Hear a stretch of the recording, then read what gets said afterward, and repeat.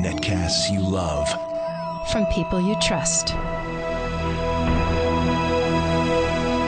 This is Twit. Hi, I'm Radford Castro, and this is a review of the LG Lucid 2. LG's Lucid 2 is a budget Android phone, so let's face it, if you want a cheap phone, you're going to have to give up a few finer things. Fortunately, the Lucid 2 has a decent design by combining both curved and straight edges, with a sprinkling of silver lining on the sides. So the Lucid 2 is most definitely not a looker, but maybe she has a sense of humor? Not quite, but she is comfortable to hold, and by that, I mean it can cover a wide range of hand sizes from dainty to daunting. All of this is wrapped up with a carbon fiber-like textured battery cover, making for an improved grip, but the tiny ridges can get crud for those with sweaty palms.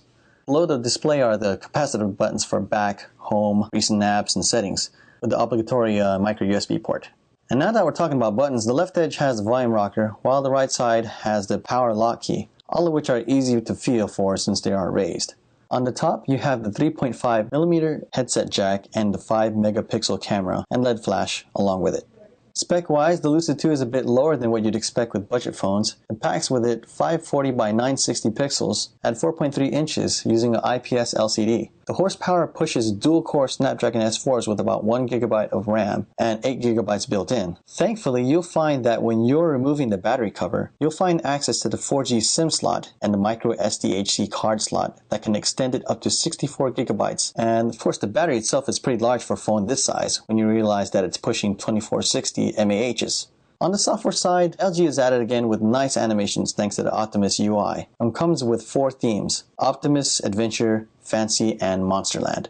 The themes also change the icons, which is a nice touch, but can feel a bit inconsistent with the rest of the other standard Android icons. It does a good job making the interface attractive, but I would debate over how easy it is to use. When you have 7 home screens and an app drawer and some weird organizing that LG does, it kind of looks a little weird. For example, the settings icon does not take you to settings. Instead, it takes you to rearrange the icons. The same can be said for the camera when you're actually messing around with the live effects. The camera has a decent quality at 5 megapixels. Here's a couple of shots that we took in a variety of settings and lighting scenarios. The flash is also horrid, but again, this is a budget phone. Additionally, we also took the Lucid 2 for a spin on its video capabilities. The nice thing about the Lucid 2 is that it records the video in HD, but that's about it. It has a hard time trying to adjust with lighting and can't focus digitally. Now as for the pros and cons, the pros, it has a clean design, it's light, and it's cheap. For the cons, it's weak on the camera, horsepower, and there's just better alternatives out there. So, my final verdict, I'm giving this a don't buy. Why? Even for a budget phone, there are just better alternatives out there. Even for something that is free, you can get something for $20 for the same manufacturer called the Enact by LG.